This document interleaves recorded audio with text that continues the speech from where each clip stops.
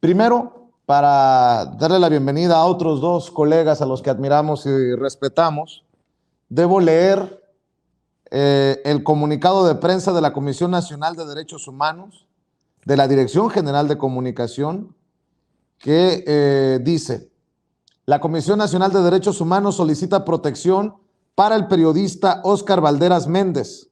El comunicador denunció en redes sociales haber recibido amenazas, supuestamente por parte de la delincuencia organizada. La Comisión Nacional de los Derechos Humanos condena las amenazas recibidas por el periodista Óscar Balderas Méndez y hace un llamado a las autoridades para que se investigue a los responsables de estas y se proteja su integridad física. Al conocer la publicación realizada por el periodista en la red social Twitter, en la que refiere haber recibido amenazas por parte de presuntos integrantes de la delincuencia organizada, la Comisión Nacional solicita a las instancias correspondientes realizar las acciones necesarias para salvaguardar la vida y seguridad del comunicador y de su familia. La Comisión Nacional de Derechos Humanos manifiesta su solidaridad ante esta situación y demanda a la autoridad de procuración de justicia respectiva indagar lo ocurrido, toda vez que del contenido de los mensajes publicados por el periodista se advierte que dichas amenazas derivan de su actividad profesional. Por otro lado, insiste en la urgencia de revisar el mecanismo para la protección de periodistas y defensores de derechos humanos, a efecto de que sea un instrumento real para prevenir incidentes y riesgos, al tiempo que se asegure el pleno ejercicio de la labor periodística e informativa.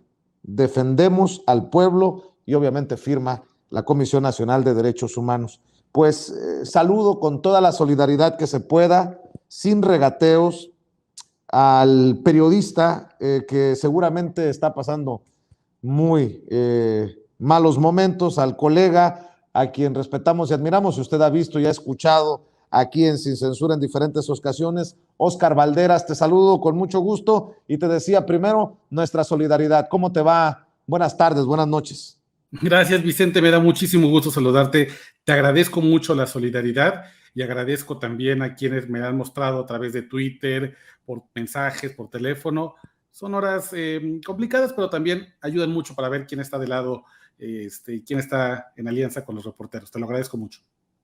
Gracias. Óscar Balderas es periodista especializado en crimen organizado, escribe y publica en la revista digital MX, y alguien que sabe de amenazas también nos va a acompañar en esta mesa de diálogo. Es nuestro amigo, miembro de esta familia Sin Censura, el maestro Jesús Lemus, autor de Licenciado, autor de Jaque a Peña Nieto y su imperio de corrupción, y quien usted sabe fue encarcelado en tiempos de Calderón, perseguido por los García Luna y los personajes estos cercanos a Calderón, en momentos en que también tú denuncias, pides que el mecanismo sirva para proteger a periodistas, pues llega esta amenaza contra Óscar Balderas. Mi querido Jesús Lemus, te saludo con mucho gusto.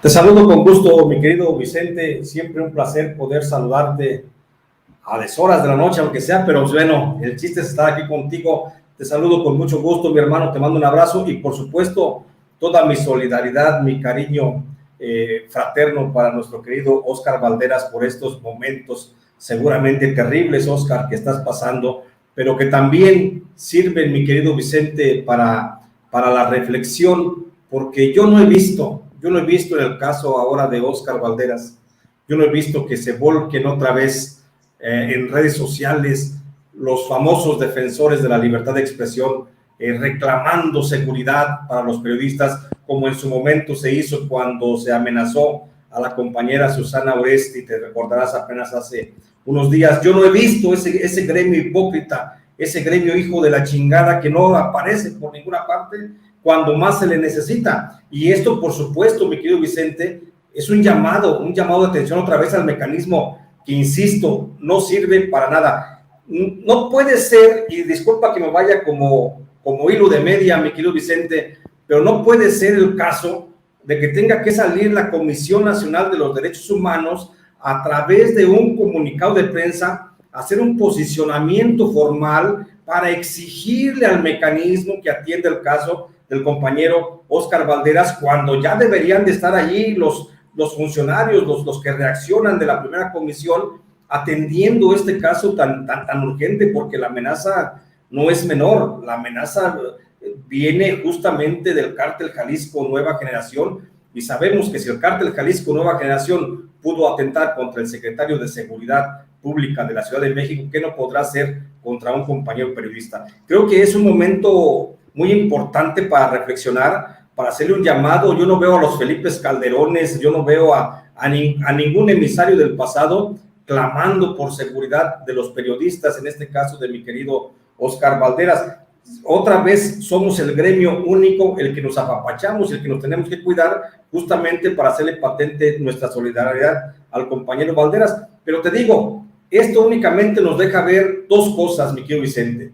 Nos deja ver, primero, la ineficiencia del mecanismo de protección del que urge que desaparezca para que nazca otro organismo. Y por supuesto, la amenaza latente en la que están todos los periodistas que hacemos, en la que están y estamos todos los periodistas que hacemos trabajo de investigación desde la calle, los que nos exponemos, los que no escribimos desde nuestros departamentos en Reforma o en Polanco, ¿no? Los que sí hacemos trabajo periodístico de verdad, de investigación, seguimos expuestos ante estos grupos como el Cártel Jalisco Nueva Generación. Hoy es el Jalisco Nueva Generación el que se asoma, pero sin duda alguna son otras agrupaciones también las que tienen hostigados a otros compañeros periodistas. Óscar Balderas, ¿cómo entiendes tu situación? ¿Cómo digieres esto? Y creo que no quiero polemizar sobre esta división en el gremio, pero sí es evidente que para algunos sí salen a solidarizarse los grandes nombres, las grandes personalidades. No sé quién se haya solidarizado contigo, me corriges si estoy equivocado y estoy exagerando, pero también, por ejemplo, hace unos días hasta comunicado en solidaridad a Denise Dresser porque había sido señalada en la mañanera. Bueno, pues aquí tenemos un caso muy cabrón, el tuyo, de amenazas. ¿Cómo estás logrando llevar esta situación? Claro. Mira, te diré que tranquilo, relativamente en lo que se puede. No busco minimizar la amenaza, pero tampoco deseo exagerarla, tampoco deseo darle un peso que tal vez no tenga. Sin embargo, como bien decía mi querido Jesús, pues evidentemente el Cártel Jalisco Nueva Generación es el grupo criminal hegemónico en el país y sí tienen la capacidad de fuego, la capacidad de recursos financieros, humanos, políticos para poder hacerme daño, por supuesto. Así que desde ahí estoy calmado, tranquilo, haciendo lo que tengo que hacer, sigo con mis investigaciones, sigo con el trabajo que suelo hacer de investigación, principalmente alrededor del Cártel Jalisco Nueva Generación y el Cártel de Sinaloa, y evidentemente ya pues igual adoptando las medidas necesarias. Por la tarde estuve en la Secretaría de Gobernación. Quiero comentarles a los dos y al auditorio que yo en 2013 estuve en el mecanismo de protección a periodistas. Salí un año después de ese mecanismo porque no sirve para nada. Fue de verdad una experiencia terrible, decepcionante, ver cómo se tragan presupuestos enormes para simular que protegen a personas defensoras de derechos humanos y a periodistas. Y pues, durante mucho tiempo seguí sufriendo amenazas. Esta decidí hacerla pública por el grupo de donde presuntamente viene la amenaza, y después de recibir contacto de parte de la Secretaría de Gobernación, decidí hoy volver al mecanismo de protección a periodistas, dándoles una especie de voto de confianza, porque juran y perjuran y prometen que esto ha cambiado, que las cosas han ido mejorando, que han recibido protocolos de la ONU y de no sé cuántas organizaciones internacionales. Espero que así sea, espero no por mi bien, no por un caso personal, sino porque hay colegas en los estados que están pasándola mucho peor que yo y que el mecanismo es de los pocos pararrayos que tienen para poder seguir haciendo una labor muy necesaria en zonas de silencio como Tamaulipas, como Guerrero, como Michoacán, como Sonora. Así que por ellos principalmente deseo que realmente sí la Secretaría de Gobernación esté haciendo un mecanismo robusto, verdaderamente útil, que esté acorde al mecanismo y a los presupuestos que tiene, y que ojalá la protección que se me brinde sea una protección que vaya acorde a los riesgos. Pero bueno, estoy esperando. Supuestamente yo iba a recibir hoy una llamada de parte del mecanismo de protección para decirme qué medidas habían aprobado. Son 8:30 de la noche y no he recibido ninguna, así que tal vez empezó esto con el pie izquierdo, pero mantengo la esperanza de que se haga bien esto, y bueno, pues un poco a la espera. Tratando de pasar la noche lo mejor posible, un tecito de tila y pues haciendo el trabajo, porque ese sí no puede parar. Así es, y de hecho me quedo contigo, Oscar, para preguntarte más detalles acerca de esto que publicas, porque pues ahora entiende uno, como lo mismo se lo he dicho a Jesús Lemus, que están en la línea de fuego, literalmente donde se están dando los trancazos, y publicas que este domingo se llevó a cabo una cumbre de capos del crimen organizado en Michoacán. Sí, el domingo pasado se llevó a cabo una cumbre que llevaba 2 meses de preparación, principalmente entre liderazgos de Cárteles Unidos. Este grupo de Cárteles Unidos es una especie de amalgama de distintas organizaciones criminales en Michoacán, como lo que queda de los Caballeros Templarios, lo que queda de la familia michoacana, los Viagras, de los Blancos de Troya y algunas autodefensas ahí medio de dudosa procedencia, y se reunieron a unos 20 minutos del mercado Zenobio Moreno en Apatzingán, en un rancho ahí medio escondido, para poder fijar principalmente 2 temas. Primero, cómo financiar una segunda etapa de guerra contra el Cártel Jalisco Nueva Generación, que intenta desesperadamente tomar posesión de Aguililla, principalmente porque ese es el pueblo donde nació Nemesio Ceguera Cervantes, el Mencho, y él ha insistido de manera recurrente en que él quiere el control de Aguililla antes de que él fallezca. No hay que olvidar que el Mencho es un hombre que por distintos informes de inteligencia se sabe que está enfermo, que tiene una grave dolencias en los riñones, y entonces él desea capturar ese espacio. Y segundo, justamente cómo hacerle para que estos grupos antagónicos, en algún momento michoacanos, puedan unirse frente a este enemigo común y poder hacerle frente a Nemesio Ceguera Cervantes. Esta cumbre que se llevó a cabo este domingo 12 de septiembre comenzó a las 11 de la mañana, y de acuerdo con mis fuentes, 2 independientes que me confirmaron esto, me dicen que entre los asistentes estaba Juan Farías, el abuelo, Alejandro Sepúlveda, el Jando o el Fresa, César Sepúlveda, un hombre que le dicen el Voto, y uno de los hermanos Sierra Santana, que mis fuentes no logran precisar cuál de ellos es. Pero esta reunión se llevó a cabo, y como reacción a esta narcocumbre, como le hemos llamado, es que 2 días después el Cártel Jalisco Nueva Generación comenzó un ataque brutal sobre Tepalcatepec, también en la frontera de Michoacán y Jalisco, y prácticamente desde el martes de esta semana hasta el jueves mantuvieron secuestrada a la población, hicieron una serie de enfrentamientos como para demostrar que ni siquiera la Unión de Cárteles Unidos va a poder contra ellos, y de manera oficial, como reacción a esta narcocumbre, hay 5 muertos en la zona de Tierra Caliente. Sin embargo, sabemos que evidentemente es altamente probable que haya muchos más fallecidos, lamentablemente, y en estos momentos, mientras hablamos, todavía no se han restablecido los caminos en Tierra Caliente, no está llegando comida, no está llegando medicamentos, no está llegando agua, y bueno, las cosas están lamentablemente muy preocupantes, muy calientes en esta zona de Michoacán, principalmente a consecuencia de esta narcocumbre. Y mientras periodistas comprometidos con la verdad, como Oscar Valderas, investigan estas cosas, esto que al final genera lo que vemos, asesinatos, bloqueos. Silvano Aureoles anda haciendo el ridículo, presentando, con mucho respeto lo voy a decir, una queja ante la Comisión Nacional de Derechos Humanos, la misma comisión que se pronuncia en tu caso, Oscar, ante la Comisión Nacional de Derechos Humanos, porque dice que Andrés Manuel López Obrador violenta sus derechos como ciudadano al no recibirlo para una audiencia.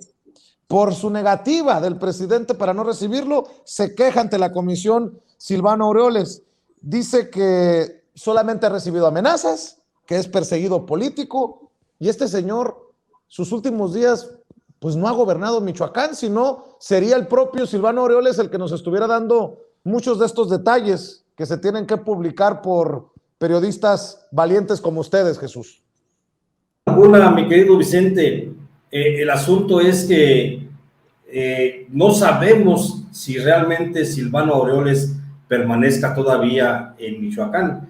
Los actos que ha tenido últimamente, los actos públicos, pues no han sido de manera física, no ha aparecido de manera pública el gobernador, y estamos a unos días de que deje el cargo, porque nunca gobernó, y no sabemos, porque todos los eventos que ha publicado han sido a través de presentaciones virtuales, a través de conferencias, a través de las plataformas digitales de las que se vale el gobierno, precisamente. Entonces no sabemos, aparentemente, y hay algunas fuentes que ya han señalado la posibilidad de que el propio Silvano Aureoles ya no esté en el estado de Michoacán. Es sabido, por supuesto, que no va a asistir a la toma de posesión del próximo gobernador o a la entrega del mando gubernamental. No va a asistir.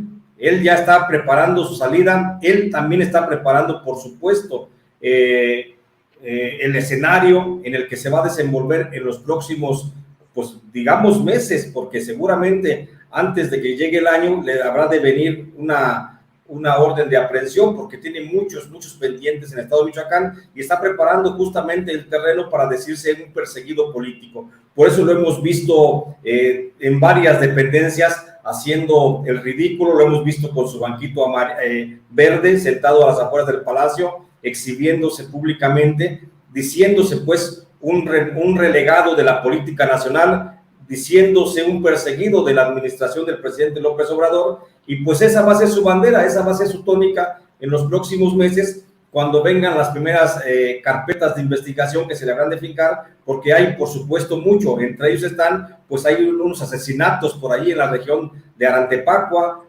donde precisamente él permitió que la policía estatal hiciera el sometimiento de una manifestación pública a fuego y sangre. Hubo muertos, y esos muertos, por supuesto, que son responsabilidad del propio gobernador, quien dio la instrucción de la llegada de la policía estatal. Hay, por supuesto, también cuestiones de dinero, de desfalco. En Michoacán actualmente hay 6,000 millones de pesos que no se saben dónde están, no se saben dónde se fueron a aplicar, pero el gobierno federal sí los entregó a la administración de Silvano Aureoles, y seguramente será por ahí por donde pueda llegar esta posible carpeta de investigación, que sin duda alguna va a culminar en una orden de aprehensión, porque eso también ha sido el planteamiento justo del próximo gobernador, de Alfredo Ramírez Bedoya, que ha señalado que no va a perdonar, por supuesto, los delitos cometidos por el gobernador, y seguramente le habrá de hurgar en el pasado y le va a buscar, le podría sacar los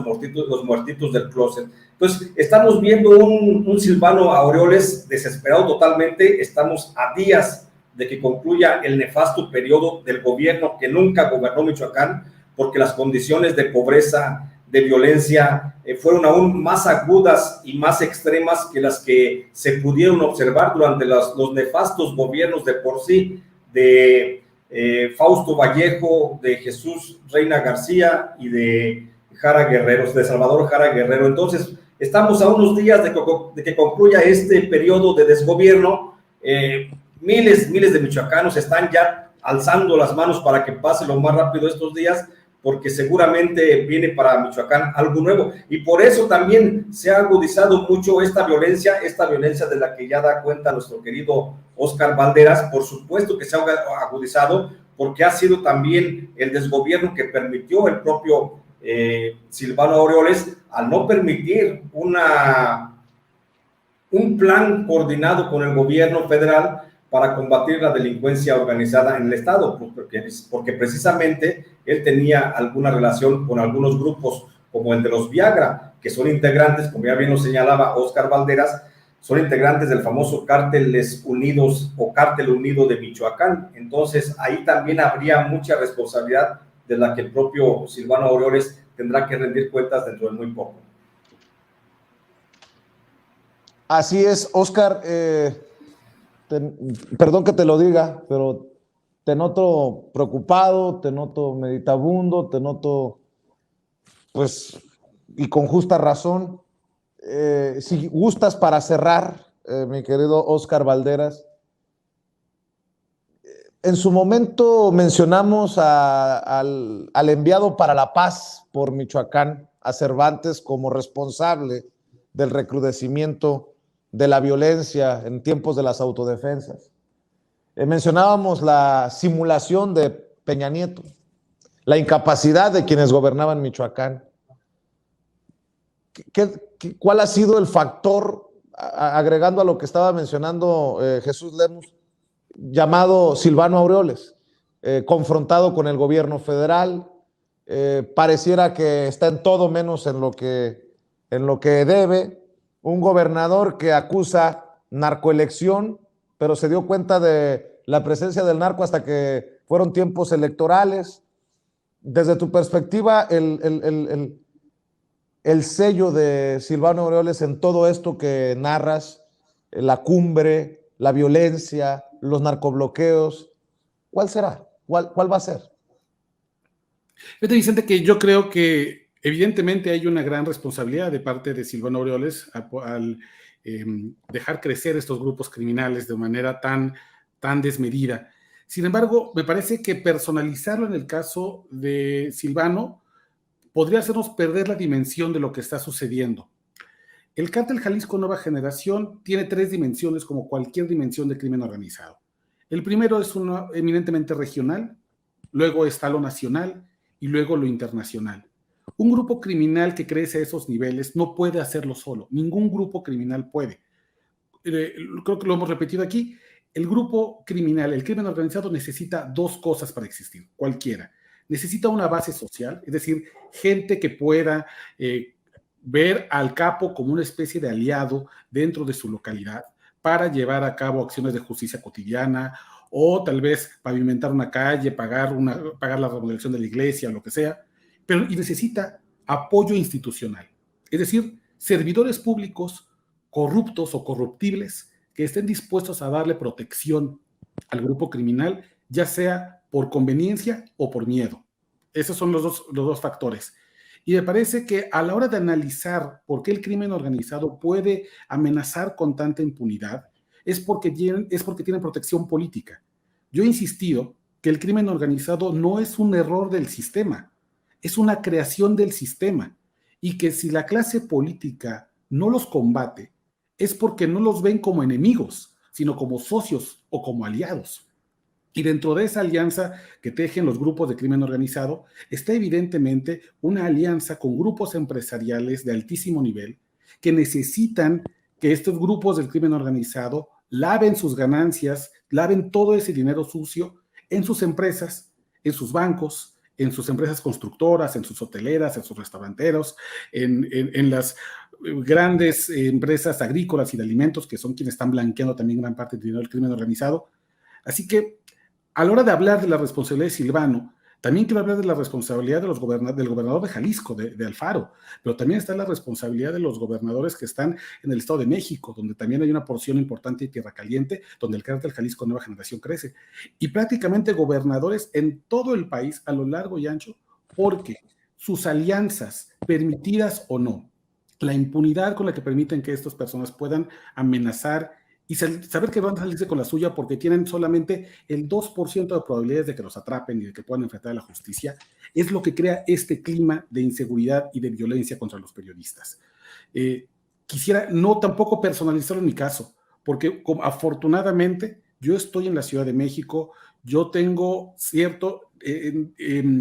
plataformas en medios que me permiten sentirme protegido y recibir la solidaridad de los colegas, pero no hay que olvidar que en una situación de mucha precariedad laboral, de mucha indefensión, están cientos de periodistas, colegas nuestros, que no tienen el privilegio de poder ir a tomarse un Uber e irse a la Secretaría de Gobernación, como puedo hacerlo yo, y explorar medidas cautelares.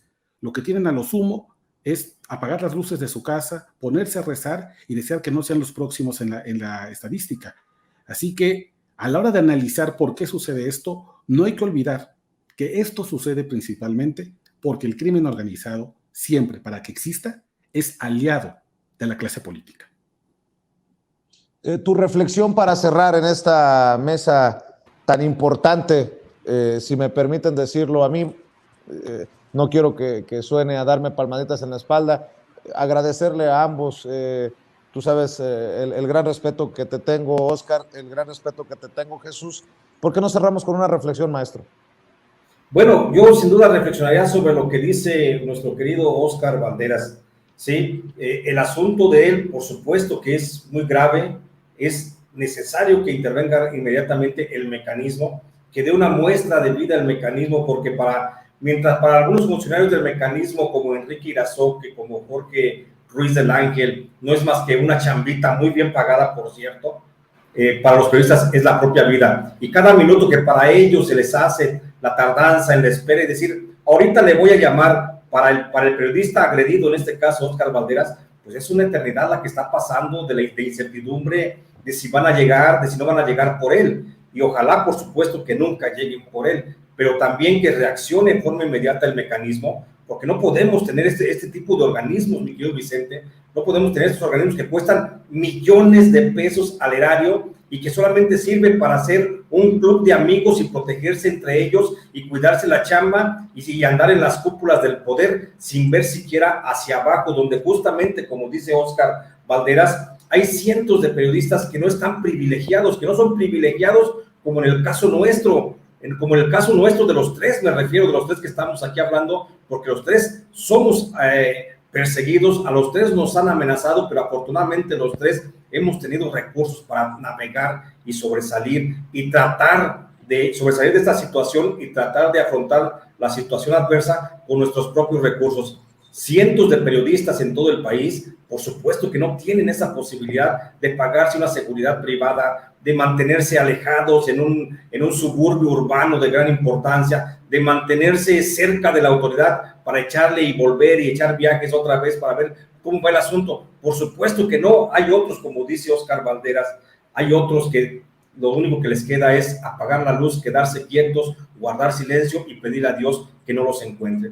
Pero por eso mismo, por tomando como punto de referencia este caso que tan grave que nos atañe hoy, el de la seguridad de Óscar Balderas, creo que el mecanismo de protección debe de reaccionar ya urgentemente, y si no pueden reaccionar, que desaparezca el mecanismo. Ese ha sido mi grito, mi querido Vicente. Aquí te lo manifesté hace unas semanas, te lo manifesté cuando yo mismo renuncié por mi propia voluntad a la protección del mecanismo, porque el mecanismo simplemente no sirve para nada. Y ojalá que no sea en el caso de Óscar Balderas, ojalá a él sí le otorgue la protección que necesita, porque no podemos darnos este lujo de que haya este tipo de agresiones contra los que estamos haciendo un trabajo honesto de investigación. Y como dice, con esta reflexión me quedo, como dice Óscar Balderas, el crimen organizado, esa ferocidad que hoy manifiesta, llámese como se llame, Cártel Jalisco, Cártel de Sinaloa, los Caballeros Templarios, llámese como se llame, no es producto, mi querido Vicente,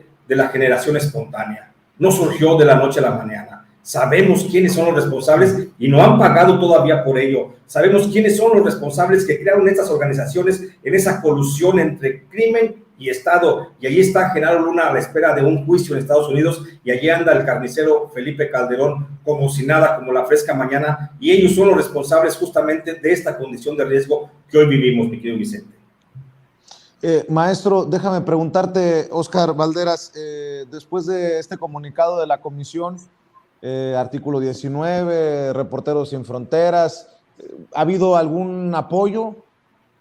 Sí, ya están en contacto conmigo la gente del artículo 19, también la gente del Comité para la Protección de Periodistas, otros más defensores de derechos humanos.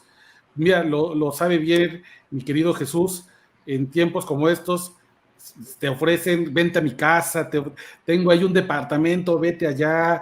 La verdad es que entre todo lo terrible siempre hay una luz, y he visto la luz con varios colegas que han estado papachados, han estado queridos, y afortunadamente creo que los organismos de la sociedad civil han estado al pendiente.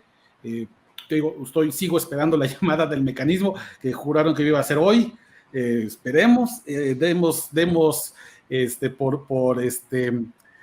un voto de confianza, y esperemos que mañana puedan devolver la llamada para contarme un poco de la protección que voy a tener, el tipo de protección. Pero bueno, pues ahí pendientes, y lo que digo es, yo seguiré haciendo mi trabajo. No es mi deseo decirlo de una manera envalentonada ni poniendo el pecho a las balas, pero sí, voy a seguir haciendo mi trabajo.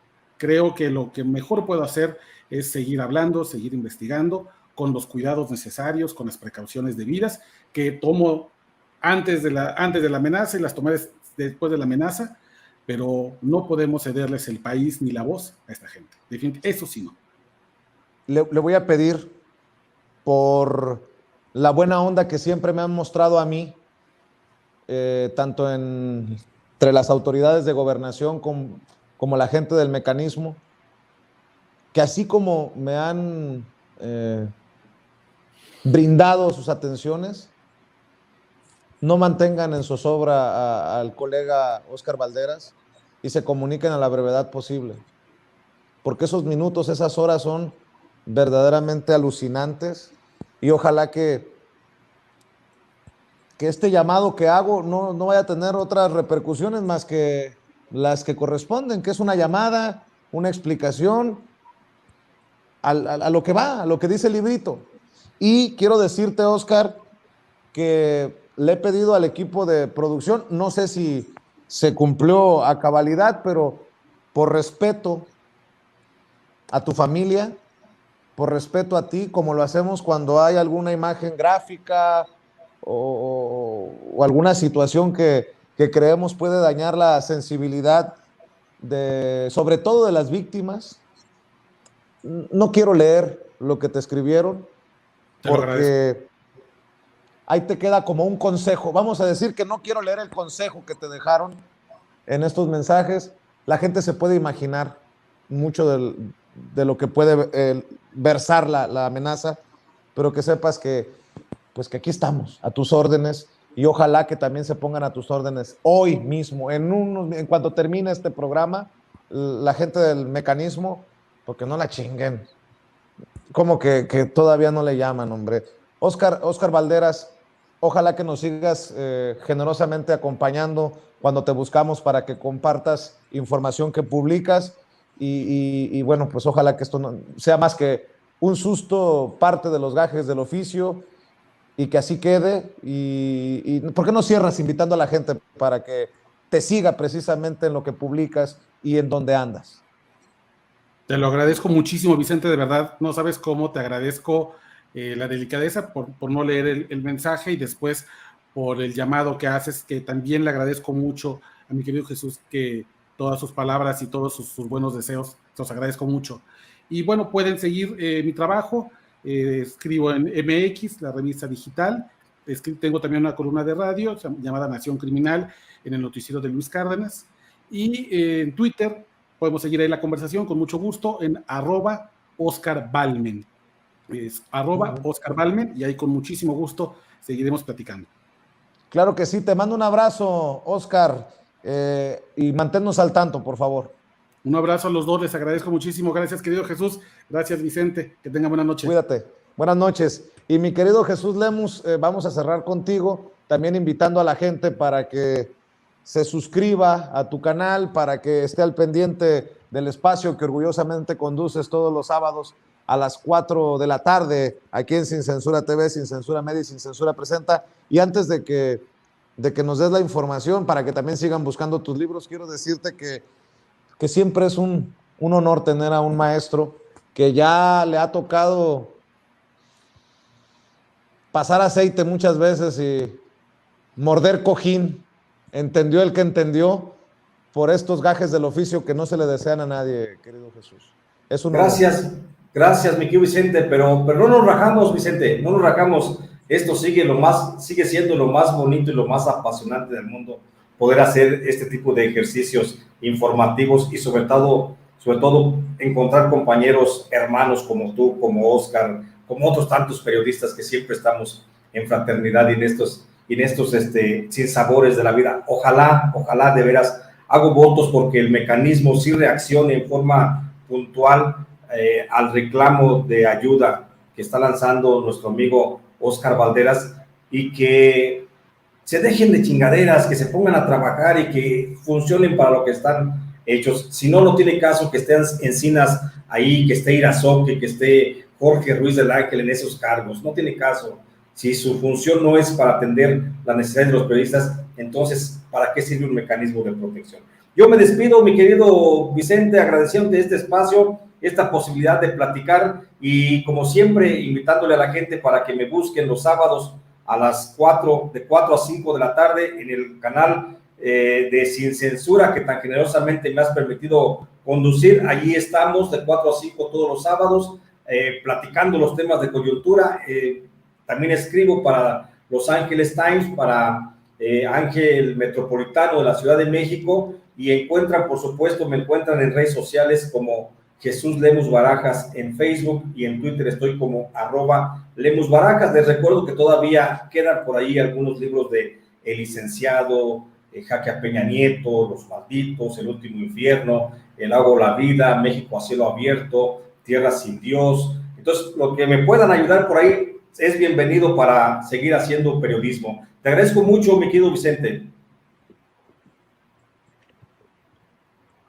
Muchas gracias, maestro. Es Jesús Lemus, el maestro Jesús Lemus, aquí en Sin Censura. Pues vaya segmento el que acabamos de presentarle a ustedes y orando, mandándole buenas vibras a Óscar Valderas y a todos los colegas periodistas, a todos los hombres y mujeres que arriesgan su vida por hablar con la verdad.